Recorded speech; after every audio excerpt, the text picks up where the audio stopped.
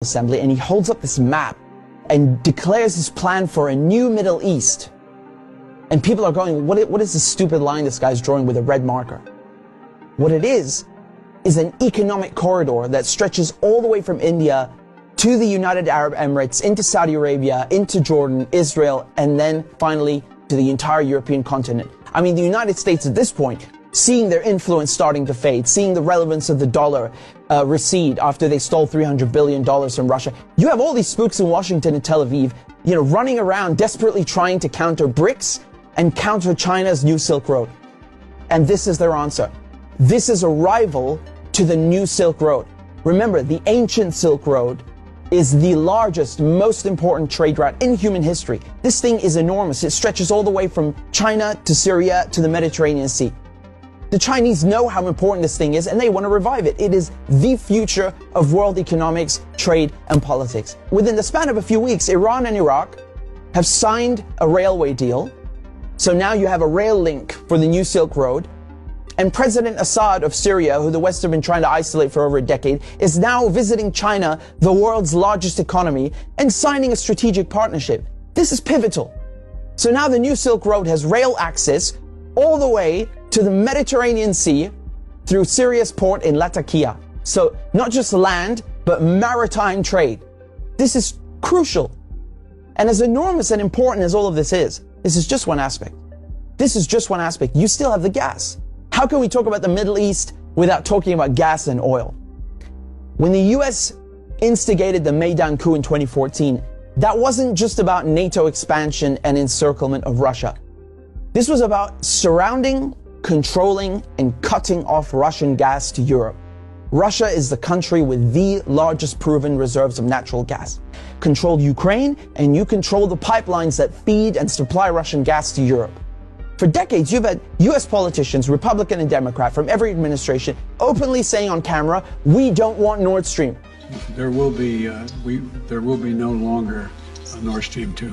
We will bring an end to it.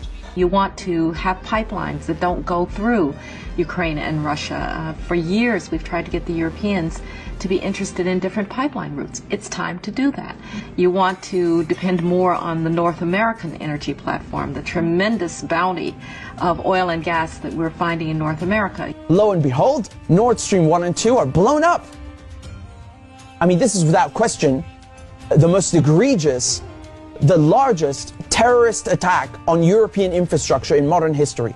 There are only 3 countries on this planet that can pull this off. They are Russia, Britain, and the United States. And let me tell you, it was not Russia. You combine that with the sanction packages from the European Union, banning Russian oil and gas. I mean, talk about shooting yourself in the foot. So now there's no more Russian gas coming into Europe. And just like that, the United States have achieved a long-standing foreign policy objective. Now, the only other country with enormous gas reserves, the second largest in the world, is Iran. Iran signed the nuclear deal in 2015 and 2016. They're complying in every way imaginable. The IAEA at the UN cannot be happier. And then the United States, the guys who orchestrated the whole deal, go back on their word and they rip it up just like that and reimpose sanctions on Iran. So now Iran is barred from selling its oil and gas to Europe and others. So Russia and Iran, the 2 countries with the largest gas reserves, are out of the picture. Then Israel, all of a sudden, proposed themselves as a solution to the European Union's gas shortages. Take our trilateral energy, for example, that we closed in June with Egypt and Israel. It has played an important role in our strategy to get rid of the Russian fossil fuels. How convenient. How convenient.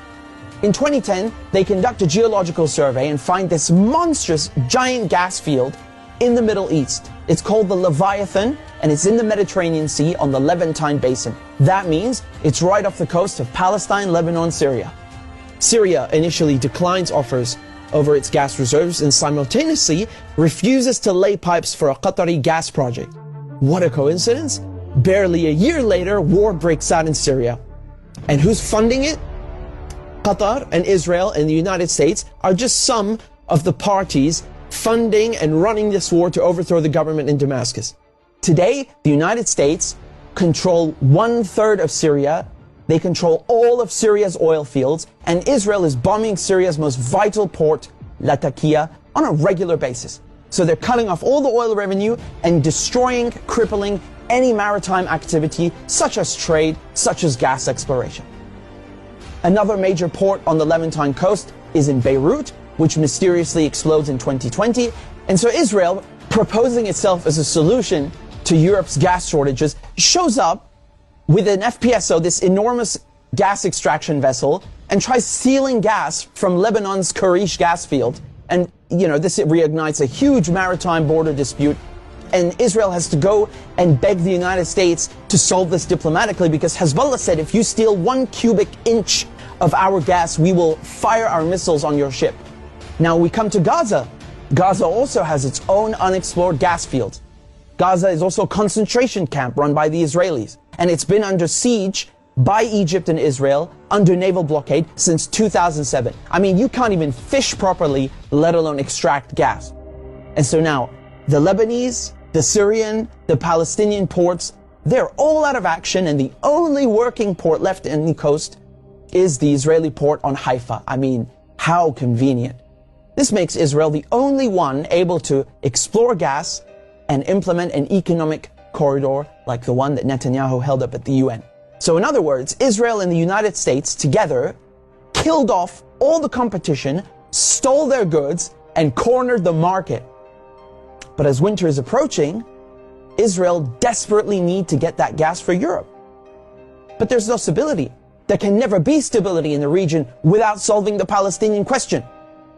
And so when Netanyahu shows up at the UN with his brilliant plan, the Israelis thought, oh, it's a done deal. They'll just get Saudi Arabia to normalize ties and thereby extinguish the Palestinian issue once and for all. And that is precisely why they are in Gaza slaughtering Palestinians like crazy, like they're in berserker mode. Israel has bombed Gaza before, but this surpasses anything we've ever seen, which is truly saying something. I mean, this is unhinged, calling people human animals and massacring them. Israel is just hoping the Palestinians will run away in fear into the desert. They've literally said this. They want to put them in the desert. They want people in Gaza to go to the Sinai desert and push the people in the West Bank into Jordan. This is genocide and ethnic cleansing without question. But it also has economic and geopolitical implications. Hamas and the collective resistance, when they found out about Israel's plan and Saudi Arabia's wishes to normalize ties with Israel, which would destroy any hope of a Palestinian state, this forced their hand. It became clear they needed to act and respond immediately, lest Palestine be lost forever. For Palestinians, this is and always has been a matter of life and death, to be or not to be. Either the resistance axis and the global south expel the American and Israeli colonizers from the Middle East, or Israel and the United States will continue occupying the region, choking off the new Silk Road, plundering Syria's oil, and keeping Russian, Iranian, and Arab gas cut off from the world market. This is a decisive moment, and not just for Palestine, because the victors will end up drawing the new map of the world to come.